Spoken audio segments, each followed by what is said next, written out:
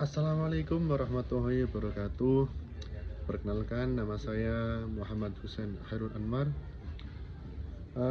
Saya dari kelas PPA 2B yang pada kali ini saya akan mereview beberapa materi psikologi pendidikan. Jadi di sini saya akan mereview 4 materi ya teman-teman ya.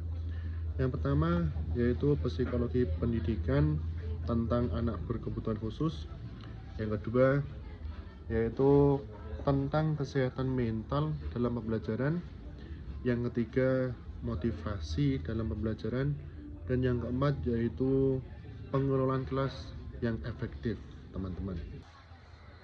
Nah, oke teman-teman, kita masuk pada review materi yang pertama, yaitu psikologi pendidikan tentang anak yang berkebutuhan khusus atau disingkat dengan ABK. ABK itu apa sih? ABK adalah anak yang memiliki perbedaan fisik, mental, emosional, atau sosial yang mempengaruhi proses pembelajarannya. Jadi kategori ABK di sini ada 4, yaitu disabilitas fisik, bisa dikatakan tunanetra, tunarungu, atau tunadaksa. Yang kedua yaitu disabilitas intelektual atau Down syndrome, autisme. Yang ketiga gangguan belajar spesifik atau disleksia, kesulitan membaca dan juga kesulitan matematika. Dan yang keempat yaitu gangguan emosi dan perilaku. Biasanya ini itu seperti ADHD atau gangguan kecemasan. Nah, terus bagaimana ini cara pendekatan guru untuk anak ABK? Jadi untuk pendekatan guru atau seorang pendidik dalam pembelajaran anak ABK ini ada beberapa poin teman-teman. Yang pertama yaitu pendidikan yang inklusif. Jadi ABK ini belajar di kelas reguler dengan dukungan khusus, misal guru pendamping atau motivasi kurikulum. Yang kedua yaitu individualized education, yaitu rencana pembelajaran khusus yang disesuaikan dengan kebutuhan ABK. Yang ketiga, metode pengajaran. Jadi bisa menggunakan metode visual seperti gambar, video, atau warna-warna yang mencolok agar ABK ini bisa secara cepat menangkap materi. Atau bisa juga auditory, yaitu menggunakan rekaman suara, musik, dan lain sebagainya teman-teman. Bisa juga menggunakan kinestetik, yaitu belajar sambil bergerak, contoh menghitung atau yang lain sebagainya. Nah, terus tantangannya apa sih? Tantangannya yaitu di sini guru yang kurang terlatih, fasilitas yang terbatas, dan stigma negatif teman-teman. Jadi ABK ini itu harus memiliki sebuah sekolah yang khusus dengan guru yang terlatih. Nah, yang kedua teman-teman, di sini kami akan mereview psikologi pendidikan tentang kesehatan mental dalam pembelajaran. Jadi beda ya. Yang tadi ABK, ini kita fokusnya pada kesehatan mental dalam pembelajaran. Jadi ini tuh bukan spesifik pada satu orang, tapi semua orang teman-teman. Yang pertama ini, dampak kesehatan mental pada pembelajaran itu apa sih? Jadi dampaknya, siswa dengan masalah mental atau depresi, trauma, siswa yang gampang cemas atau mempunyai konsentrasi yang rendah, motivasi belajar yang turun, atau prestasi akademik yang menurun teman-teman, itu masuk dalam kategori kesehatan mental dalam pembelajaran. Nah, di sini kita bisa membenahi mental tersebut yang pertama dengan peran guru teman-teman. Yang pertama yaitu peran guru dalam mendukung kesehatan mental. Yang pertama, menciptakan lingkungan yang aman, jadi tidak menghukum kesalahan mereka, dididik agar dia bisa lebih mandiri. Yang kedua, mengenali tanda masalah mental, misal siswa yang sering absen, murung, atau agresif tiba-tiba. Jadi kita sebagai guru harus ada pendekatan persuasif terhadap siswa tersebut. Yang ketiga, intervensi dini, seperti contoh bicara empatik, atau rujuk ke psikolog sekolah teman-teman. Jadi emang ini tuh khusus anak yang mempunyai gangguan mental ya. Nah, strategi meningkatkan kesehatan mental di sekolah. Jadi kita sebagai guru harus mempunyai terobosan juga teman-teman.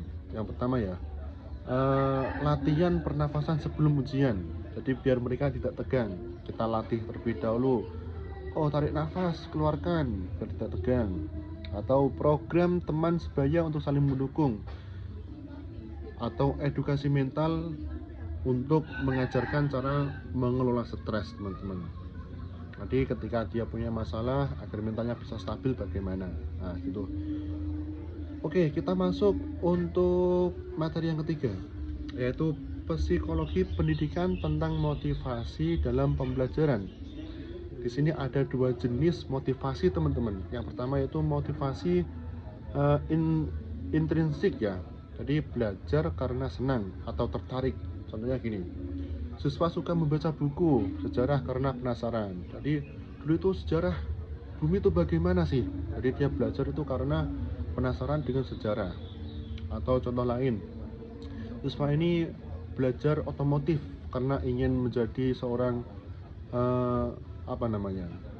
Seorang yang profesional dalam bidang otomotif di masa depan.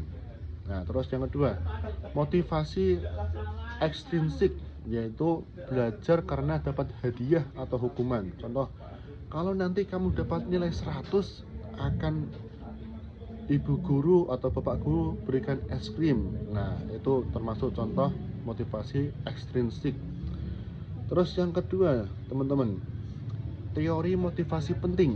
Jadi bisa dikatakan ini tuh teori self determination, yaitu manusia termotivasi jika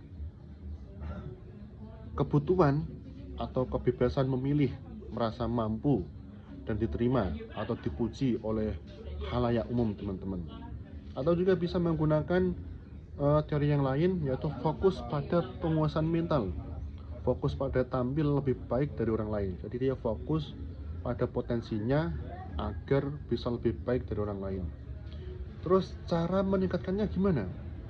Untuk cara meningkatkan motivasi siswa, aduh, di sini ada beberapa pilihan ya. Yang pertama ini, biarkan siswa memilih topik proyek. Jadi misal ada sebuah tugas ya, tugas membuat proyek apa gitu. Jadi biarkan mereka memilih sendiri dengan pilihan yang mereka sukai. Umpan balik positif. Oh, kita memberikan self reward ya kepada para siswa itu. Oh, kamu sekarang bisa lebih baik daripada minggu yang kemarin. Sekarang ada peningkatan, biji kamu bisa lebih baik, lebih bagus. Atau relevansi materi, tunjukkan kaitan pelajaran dengan kehidupan nyata. Jadi contohnya gini, seperti misal kita ini belajar agama atau belajar fikih ini untuk apa sih? Kaitannya ketika kita sudah bersosial nanti bermasyarakat ini untuk apa? Bahwasanya fikih ini tuh bisa kita bisa mengetahui tata cara untuk sholat, tata cara untuk wudhu dan lain sebagainya. Nah gitu. Oke, lanjut review materi yang keempat, yaitu psikologi pendidikan tentang pengelolaan kelas yang efektif teman-teman. Jadi yang pertama, prinsip dasar kelas yang efektif itu yang bagaimana gitu kan. Nah yang pertama ini bisa dilihat dari keteraturan, dari segi jadwal dan aturan yang jelas. Jadi setiap kelas itu mempunyai jadwal dan struktur organisasi yang jelas. Yang kedua, keterlibatan siswa. Jadi buat mereka aktif, bukan hanya duduk diam. Jadi seorang guru ya atau ketua kelas ini harus mempunyai sebuah program agar siswa ini bisa aktif semuanya. Yaitu yang ketiga, hubungan positif, guru ramah tapi tegas. Wah ini sulit teman-teman. Guru ini ramah, humble sama semua siswa tapi tegas. Jadi walaupun dia ramah tapi tetap dihormati oleh para siswa. Terus lanjut, strategi pengelolaan kelas. Jadi bagaimana cara kita mengolah kelas agar aktif tapi kondusif. Jadi yang pertama ini strategi preventif teman-teman. Jadi ini tuh pencegahan masalah. Nah, contoh gini, aturan yang jelas ya. Contoh gini, handphone hanya bisa dipakai saat tugas tertentu. Nah, itu termasuk strategi preventif. Yang kedua ini bisa kita mendesain ruangan agar terlihat rapi teman-teman. Dari contoh meja kursinya atau hiasan-hiasan dinding untuk agar kita betah berada di dalam kelas, nggak jenuh. Atau kita bisa juga menggunakan strategi responsif, menangani masalah dengan cepat. Jadi alihkan perilaku negatif. Misal, ayo kerjakan soal ini dulu, ke siswa yang ngobrol, atau siswa yang konflik diajak berdiskusi bukan dukung. Jadi memang tadi ya, pendekatan persuasif antara guru dengan siswa teman-teman. Nah terus tantangannya apa? Solusinya apa? Jadi tantangannya yang pertama ya, siswa itu sering ribut ya. Kalau di kelas siswa itu ribut, tidak disiplin atau tidak kondusif. Jadi solusinya variasikan metode pembelajaran bisa di. Oke ya teman-teman, sekian video dari saya. Semoga bermanfaat. Kurang lebihnya saya meminta maaf yang sebesar-besarnya. Wallahul muwaffiq ila aqwamit thoriq. Wassalamualaikum warahmatullahi wabarakatuh.